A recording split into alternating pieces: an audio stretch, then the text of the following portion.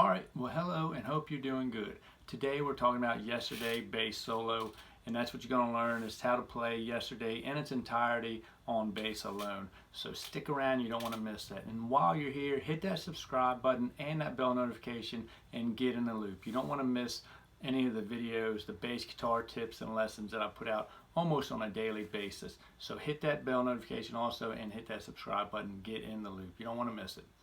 And if you don't know me by now, I'm Donald Witt, the bass instructor of the How to Play Bass online course at iwantaplaybass.com. Jump over there, subscribe, become a free member, and get your free ebook as well on setting your bass up to you. Everything you need to know on how to set this up custom to you. So something you need to know as an aspiring bassist, and that's what you'll get there. And when you're ready to get serious about playing bass, sign up, become a full access member, and you'll be on your way. All right, well, let's dig into it. Today, like I said, we're talking about the great Beatles song, Yesterday. And there's a lot of renditions of this on bass. There's a lot of amazing, phenomenal bassists out there that play this, and it's just amazing. But they don't really break it down for the beginner bassist, and what they're doing is not beginner bassist friendly. And that's what I've done today. I've broke it down and I've laid it out to where any beginner bassist can use this in their practicing and can get some enjoyment in playing this song in its entirety on bass alone. And it will build up forming these chords. It's going to take practice, lots of practice, but forming these chords is going to build strength in your hand. It's just going to enable you to be a better bassist too by practicing this way. But you practice it and you get a lot of enjoyment out of it because it's a beautiful song, and it's in the jazz, the real book, so it's definitely a standard song that you want to know on bass, and being able to play it in this way is even better. So get your real book, and if you haven't got your real book, jump over to iwantaplaybass.com real quick and get yours now. Any musician should have a real book. It's a must-have. There's lots of music in this that are standards, and you need to have those in your portfolio. So jump over there, go to Bassist Gear Corner. I'll leave a link down below for you. You can just click that as well to just get there. But being a bass player, you want to get the Bass Clef Real Book, the 6th edition, and it's got everything.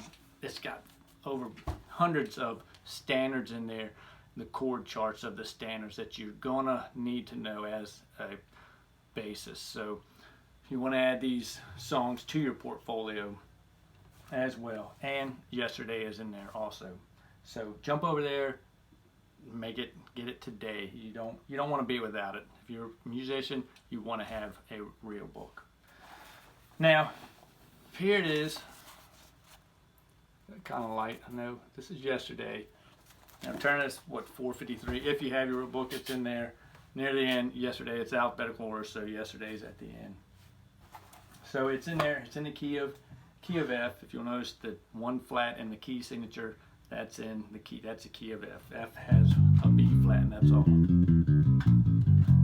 Okay, so it's in the key of F, and a lot of those renditions you might see on YouTube or anything, just like I said, they're phenomenal bassists, but they've transposed it to a different key in order to do some of those chord voicings, the open E chord voicings, just so they can play those voicings. So they've transposed it to different keys, but I'm just keeping it simple today, just for the beginner bassist, so you can get something out of this and play it as well. And it still sounds great. Still sounds great. Now my arrangement, I've got, I'll go through it. I'll play through it one time, but it's basically, we're going to start on F. So my arrangement's just going to be starting on F, and I'm moving through the chords. Get my thing here, and I'll move through the chords.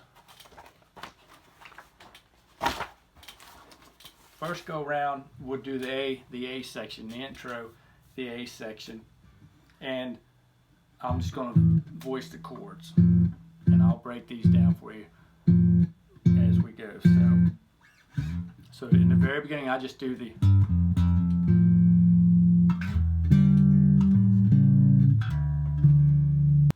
This is as basic as you can get. There's still, chord voicings aren't easy. It's something that's going to take time. And like I said, once you do get these down, you're building muscles in your hand that are just really going to help you in the long run. You know, once you can go to these voicings, it's just pretty stuff. So we've got the very first chord is F, just F, flat out F, okay? And that right there's an F, F, A. So very first chord is F, F, A, and F right there. We're just using the octave, we're not using the fifth. Sometimes they can get a little muddy, so these voicings are what work very nice, and they don't get muddy when you got the first, third, and fifth in there. As I've done other videos just breaking down chords, how to build like triads, they get a little muddy when you throw that fifth in there. And that right there, that's not bad, and I've actually used that voicing in the B flat that we have in here. But this voicing sounds very nice. You've got the third in there to give it that major color that we're looking for. So there, it starts off on F. And the next one, it's, you know, in the intro, it's just F for 2 bars. And then it rests for 1 bar. And then it comes in the intro. And then we've got E minor, and then A minor, A7, and then a D minor. That D minor is a little harder to find, but it's there, right there. You can do D. So we've got the E minor. I voiced it here in this part. But actually, you can do here. I actually do it voicing here, E, D, and G right there. You skip the A string, E, D, and G. You can do that voicing in E minor, or you can do this one. I do this one as we're playing when we start playing the melody. So we're here. So we'll start off right here. E minor, A7. That's a standard voicing right there, the A7. That's just, even this one here, I use this one a lot too. So there's an A7, and then we go to a D minor, just a D minor triad, no seventh in it. So we got to change up just a little bit to give it some color and not mud it up, okay? So there's D, and I just do another octave D, and then I do the minor third. And then I just kind of like a bar chord, I just bear it down with my pointer fingers. So the pointer finger's holding 2 notes, the D and the F, okay? So that's the D minor. And then we go to then here, I do the standard B flat triad. It's a triad, standard major triad, and this actually starts the roots B flat, D, and F. So I just use a standard voicing right there. It doesn't sound bad. Once you get in the higher registers, they don't sound too terrible, too muddy, or anything. So we got B flat, and then we've got our standard C7. We're at C7 voicing again, C, E, and then the B flat. Okay, so it's just that voicing right there. And then we go back to an F. Now I voiced this same F. It's the same F major right here, but I voiced it like this right here. F, octave F. So I've just got the octave, and then I'm hammering down on the third, the A. Okay, so I use this one a couple times when I'm coming out of that B flat. Okay, so it sounds kind of nice. We've just come from the F, E minor, 7, A7, D minor, then we got the B flat major, and then the C7, and then the F7. Okay, and that's, so then we've got the F7, and then we go to D minor again. We've got another D minor, whoops, moved it down a step. D minor, then we got a G major, just that voice right, G, B, D, G, B, and then the octave. So I'm utilizing the third a lot, and then the octave on just the triads, because that third is going to give that color of that triad. The fifth is really not giving you much definition of what that is, minor or major, but that third will, that major, that interval between the root and the third, the major third, is giving you the color of that triad. So you'll know that's major and not minor, okay? So we utilize that third a good bit in these voicings. So we're at G, G major, then we go to B flat again, B flat major, and then we go to the F. Okay, and that's one go around. And it repeats that. That's the head. Not too difficult at all. Like I say, some of their renditions are just amazing. They've got loops going on, and just bass. Victor Wooten does one that's beautiful, and then there's Bass Wizard. That guy does one harmonics, very nice, but it's a little intricate. It's not for the beginner bassist. So this is something you can get something out of and enjoy, and that's what I'm here to help the beginners here. So you got to start somewhere, and this really helps you, keeps you motivated and keeps you going on, because it's just nice. It's fun. You can play a beautiful song like that and practice, and then it's, you know, it helps you keep going. You know, sometimes it gets tough just playing standard old exercise. It gets boring and grueling, but this helps give it a little flavor. And this forming these chords is going to definitely give you, build a lot of strength in this hand, and that's what we need. It's good strong hands for playing this bad boy. 2 hours a set, you need some strength and stamina, and this is going to do that. So that's the head, the A part, A section. That's the very intro, and that's how I just did. And you can do this any arrangement you want, but that's what my arrangement was, just playing through the chord progressions first.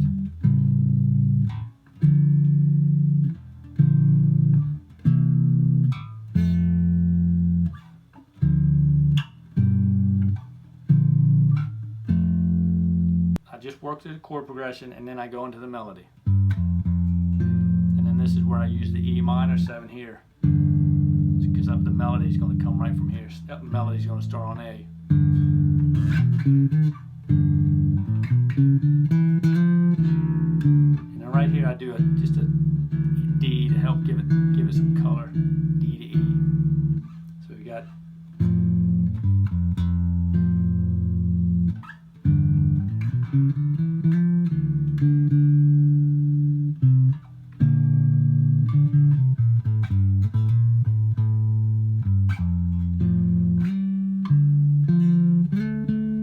So that's my arrangement right there.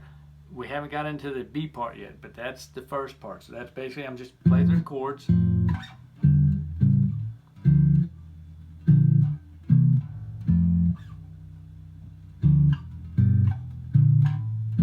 then we do the melody.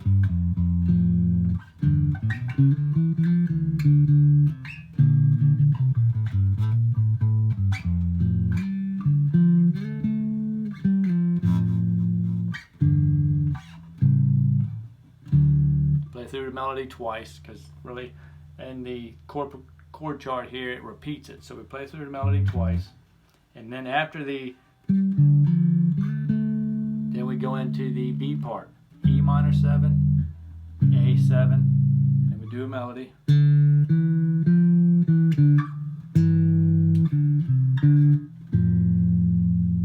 go back to E7 again.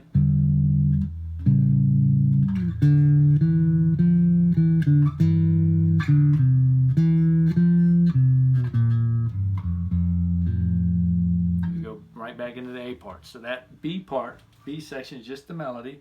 If you've got your book, you'll see it's just going to be D. So it's going to be E minor 7. It's going to be, so as soon as we come in, E minor 7 for 2 beats, then A7 for 2 beats.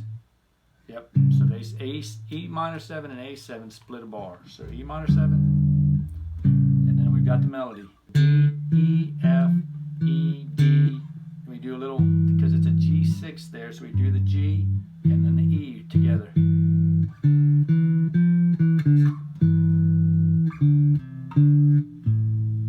So we go D, E, F, E, D, E, B, C, D, A. A is the melody note, but we're going to play the F. Okay?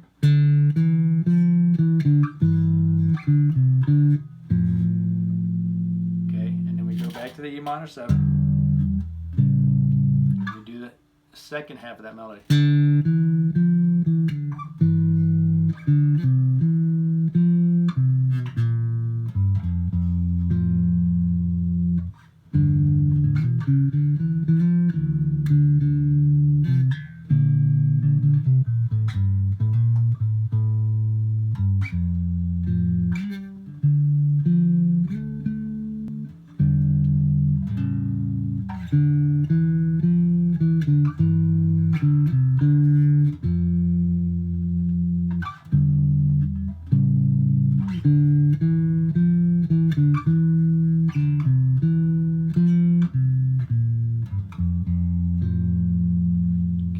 that's all, not like I said, it's something you can play it in its entirety on bass alone and really get something out of it. It's very fun. And then, I mean, you can do whatever. It's endless. You can take your bass solo, you know it's in the key F, so somewhere in there, if you get your loop going, just, you could play some, rephrase that melody in some way, and it really, it's fun to work with. It's a great song, or it wouldn't be in this book, and it's just that amazing. So, like I said, hit that subscribe button down below, get notified, get in the loop, because you don't want to miss any of this stuff. Great bass tips here and lessons that you can learn from that will help you become a more well-rounded bassist. And jump over to iwannaPlayBass.com. Check that out as well for me. And if you enjoyed this, hit that like button. Help me help you, and I will catch you all on the flip-flop in the next video. Bye now.